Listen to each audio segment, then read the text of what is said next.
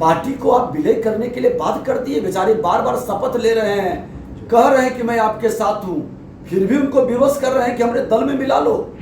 आज तेजस्वी यादव जी, आपको तो राजनीतिक ज्ञान अपने पिताजी से मिला था और आपके पिताजी और माननीय नीतीश कुमार जी लोकनायक जयप्रकाश नारायण जी के शिष्य बने थे, संकल्प लिए थे आवास पर कि हम जाति विहीन समाज बनाएंगे, भ्रष्टाचार मुक्त राष्ट्र बनाएंगे। ललन बाबू असली में एक आरजेडी के लोग, अखिलेश जी कांग्रेस में घुसे, जदयू से भी ललन बाबू भागे।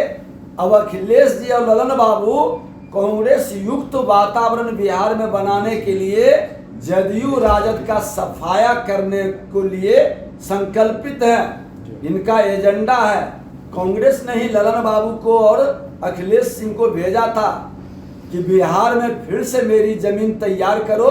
उस जमीन को तैयार करने में ये दोनों लगे हुए हैं। नमस्कार, न्यूज फाउंडेशन देख रहे हैं आप। मैं हूं आपके साथ धीरज सिंह।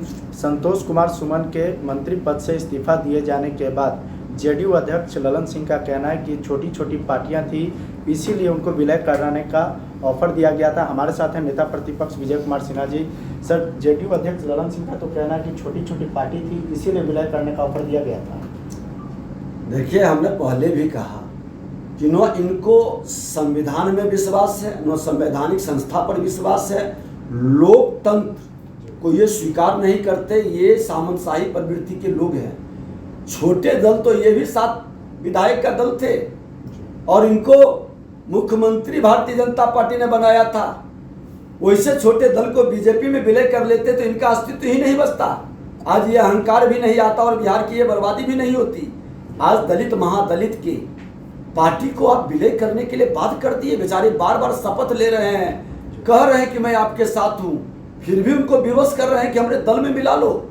ये महादलितों का और दलितों का अपमान, ये मानसिकता कहीं न कहीं बिहार के लिए ही नहीं देश के लिए खतरनाक है। और ऐसे लोग कहीं न बिहार के लिए कतई स्वीकार नहीं है। तेजस्वी यादव तो ये भी कहते हैं कि नीतीश कुमार ने उनको मुख्यमंत्री बनाया, आरजेडी ने उनको एनएलसी बनाया था संतोष सुमन को, उसके बाद भी वो कहीं और जाने की तैयारी थी, इसीलिए उनको जेडी में विलय करने का ऑफर दिया गया। करनी कथनी में इन लोगों का कोई समरूपता नहीं है। ये लोग परिवारवादी वंशवादी पार्टी है। अकुत संपत्ति कमा करके अपने को सुरक्षित करने का ये सारे चाल चल रहे हैं। आज तेजस्वी यादव जी, आपको तो राजनीतिक ज्ञान अपने पिताजी से मिला था और आपके पिताजी और माननीय नीतीश कुमार जी लोकनायक जयप्रकाश नारायण जी के शिष्य बने थे, संकल्प लिए थे आवास पर कि हम जाति विहीन समाज बनाएंगे, भ्रष्टाचार मुक्त राष्ट्र बनाएंगे। आज उसी कांग्रेस के गोद में आप चले गए और उसी कांग्रेसियों के साथ मिलकर के भ्रष्टाचार मुक्त भारत, भ्रष्टाचार मुक्त कांग्रेस की बजाय भ्रष्टाचार युक्त भारत और भ्रष्टाचार युक्त कांग्रेस बनाने के लिए उसके साथ गलबैयां करके सरकार चला रहे हैं। ऊपर से जेपी सेनानी का पेंशन भी ले रहे हैं। थोड़ी सी भी नैतिकता बची है, शर्म है तो आपके जो बड़े लीडर और आपके दोनों दल के अंदर जो ले रहे हैं जेपी सेनानी का पेंशन, उसको तो कम से कम अब छोड़ दीजिए, त्याग दीजिए। लोकनायक जयप्रकाश नारायण की आत्मा को भी चोट लग रहा होगा।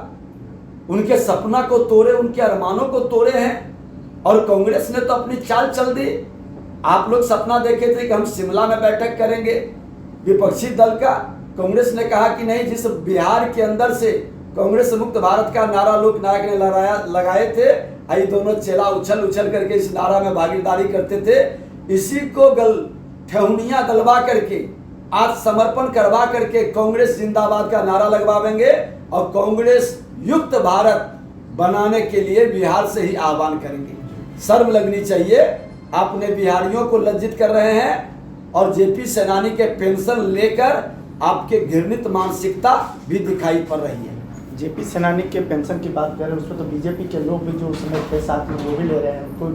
भारतीय जनता पार्टी कल भी कांग्रेस मुक्त भारत का नारा देता था, आज भी कांग्रेस मुक्त भारत के अभियान को चला रहा है और लोकनायक जयप्रकाश नारायण जी के सच्चे उत्तराधिकारी के रूप में हमारे देश के प्रधानमंत्री नरेंद्र मोदी जी जाति विहीन समाज बनाने के लिए सबका साथ सबका विकास की बात किए। भ्रष्टाचार मुक्त भारत बनाने का लाल किला से घोषणा किए। आज उसी के डर से तो ये भ्रष्टाचारी गलवहियां कर करके विपक्षों की बैठक कर रहे हैं। आज हमारे यहाँ से असली हकदार तो बीजेपी के लोग हैं, जेपी सेनानी पाने का, जो भ्रष्टाचार मुक्त राष्ट्र बना रहा है, जाति विहीन समाज बना रहा है। हम जाति विहीन समाज की कल्पना करते हैं, सबका साथ, सबका विकास, सबका विश्वास, सबका प्रयास की बात करते हैं। और भारत के असली लोकनायक जयप्रकाश नारायण जी का, गांधी जी का, लोहिया जी का, पंडित दीनदयाल उपाध्याय जी के जो मिशन और सपना था, उसको आज साकार हमारे देश के प्रधानमंत्री नरेंद्र मोदी जी के नेतृत्व में सभी भारतीय जनता पार्टी के कार्यकर्ता कर रहा है। एक आखिरी सवाल है सर कि जेडीयू अध्यक्ष ललन सिंह का यह भी कहना है कि मांझी जी के एक पार्टी से चले जाने पर कोई फर्क नहीं पड़ेगा। 23 तारीख को 17 दलों की विपक्षी एकजुटता हो रही है। देखिए, ललन बाबू खुद छोड़ करके भागे थे जदयू, कांग्रेस के झंडा उठा के बहुत घूमे थे, और वो कांग्रेस के एजेंट के रूप में जदयू के विलय और बर्बादी तक नारा लगाते रहेंगे। ललन बाबू असली में एक आरजेडी के लोग, अखिलेश जी कांग्रेस में घुसे, जदयू से भी ललन बाबू भागे। अब अखिलेश जी और ललन बाबू कांग्रेस युक्त वातावरण बिहार में बनाने के लिए जदयू राजद का सफाया करने को लिए संकल्पित है। इनका एजेंडा है। कांग्रेस ने ही ललन बाबू को और अखिलेश सिंह को भेजा था कि बिहार में फिर से मेरी जमीन तैयार करो। उस जमीन को तैयार करने में ये दोनों लगे हुए हैं। बहुत बहुत धन्यवाद। नेता प्रतिपक्ष विजय सिन्हा, दिल्ली से न्यूज़ फाउंडेशन के लिए मैं धीरज सिंह।